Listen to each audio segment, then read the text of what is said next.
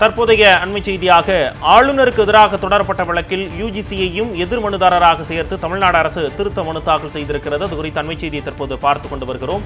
ஆளுநருக்கு எதிராக தொடரப்பட்ட வழக்கில் யுஜிசியையும் எதிர் மனுதாரராக சேர்த்து தமிழ்நாடு அரசு திருத்த மனு தாக்கல் செய்திருக்கிறது. ஆளுநர் ஆர்.என். ரவிக்கு எதிராக தொடரப்பட்ட வழக்குகள் உச்சநீதிமன்றத்தில் இன்று விசாரணைக்கு பட்டியலிடப்பட்டுள்ளது. அது குறித்த அண்மை செய்தியை தற்போது பார்த்துக் கொண்டு வருகிறோம். இது பற்றிய விரிவான தகவல்களை தருவதற்காக நமது டெல்லி சிறப்பு செய்தியாளர் பால்முருகன் நம்முடைய இணைந்திருக்கிறார். வணக்கம் பால்முருகன், கூடுதல் விவரங்களை பதிவு செய்யுங்க. தமிழ்நாடு அரசு தொடர்ந்த 2 வழக்குகள் இன்று உச்சநீதிமன்றத்தில் விசாரணைக்கு வருகிறது. நீதிபதிகள் பர்திபாலா, ஆர். மகாதேவன் அமர்வு முன்பாக இந்த வழக்குகள் விசாரணைக்கு பட்டியலிடப்பட்டிருக்கிறது. இன்று செவ்வாய்க்கிழமை என்பதால் வழக்குகள் விரிவாக விசாரணைக்கு எடுத்துக் கொள்ளப்படும். அந்த வகையில் 48வது வழக்காக இன்று விசாரணைக்கு இந்த வழக்கு பட்டியலிடப்பட்டிருக்கிறது.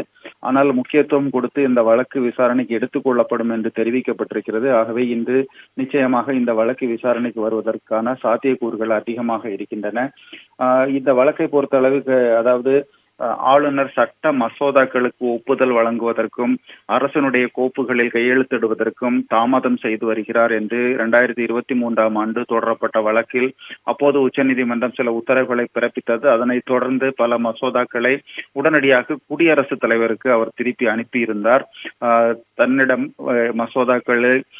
இருந்த மசோதாக்கள் அனைத்தும் அனுப்பப்பட்டன. ஆனால் தற்போதும் பல ஆவணங்கள், பல கோப்புகள் கையெழுத்திடாமல் ஆளுநர் முன்பாக இருக்கிறது. அது மட்டுமல்ல, பல்கலைக்கழகங்கள் நியமனங்கள் தொடர்பாக, துணைவேந்தர்கள் நியமனங்கள் தொடர்பாக தொடர்ந்து முட்டுக்கட்டையிட்டு வருகிறார் என்றும் 2வது ஒரு மனு அண்மையில் தாக்கல் செய்யப்பட்டது. இந்த 2 வழக்குகளும் விசாரணைக்கு வர இருக்கிறது.